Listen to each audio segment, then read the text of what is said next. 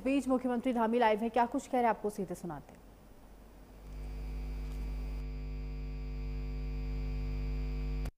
ऐतिहासिक और गौरवपूर्ण है क्योंकि आज आदरणीय प्रधानमंत्री जी के कर कमलों से देश भर में 75 पुनर्विकसित रेलवे स्टेशनों को आज राष्ट्र को समर्पित किया जा रहा है, जनता की सेवा में समर्पित किया जा रहा है।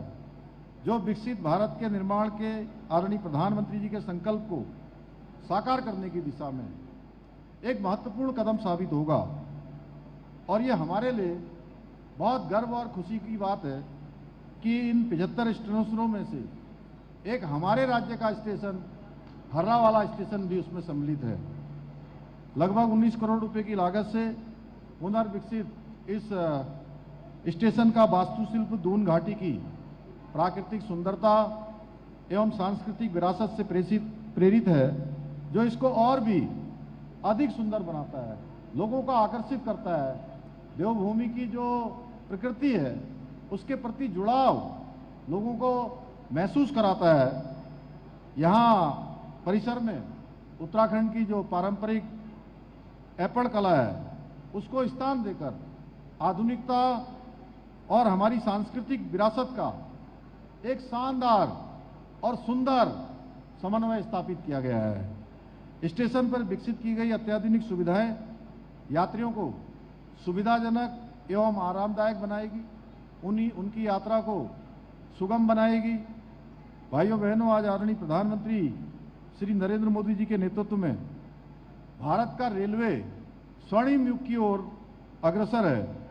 आज जहां एक ओर ब्रॉड गेज रेल लाइनों पर मानव रहित रेलवे क्रॉसिंग समाप्त करके भारतीय रेलवे को पहले से कहीं और अधिक सुरक्षित बनाया गया है, वहीं रेलवे की जो गति है, क्षमता है और तकनीकी दक्षता, उसमें भी अभूतपूर्व रूप से वृद्धि की गई है।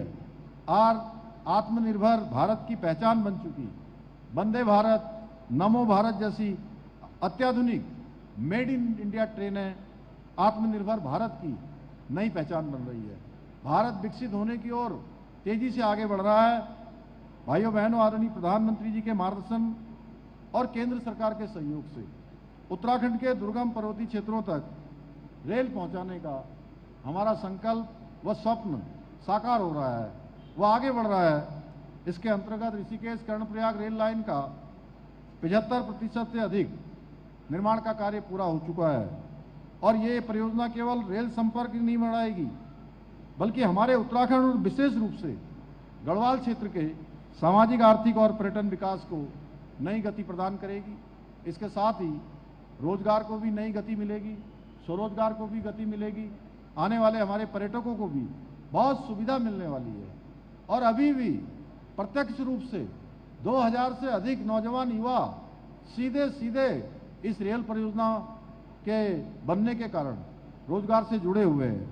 इतना ही नहीं, आदरणीय प्रधानमंत्री जी के नेतृत्व में उत्तराखंड को जो 2 वंदे भारत ट्रेनों की सौगात मिली है, उनसे उत्तराखंड आने वाले यात्रियों और पर्यटकों को बहुत सुविधा मिल रही है। इसके साथ साथ अन्य भी बहुत सारी रेलगाड़ियां यहां से चली हैं। तो फिलहाल इस बुलेटिन में सिर्फ इतना है, लेकिन खबरों का सिलसिला लगातार जारी है। तमाम से बड़े अपडेट्स के लिए देखते रहे प्राइम।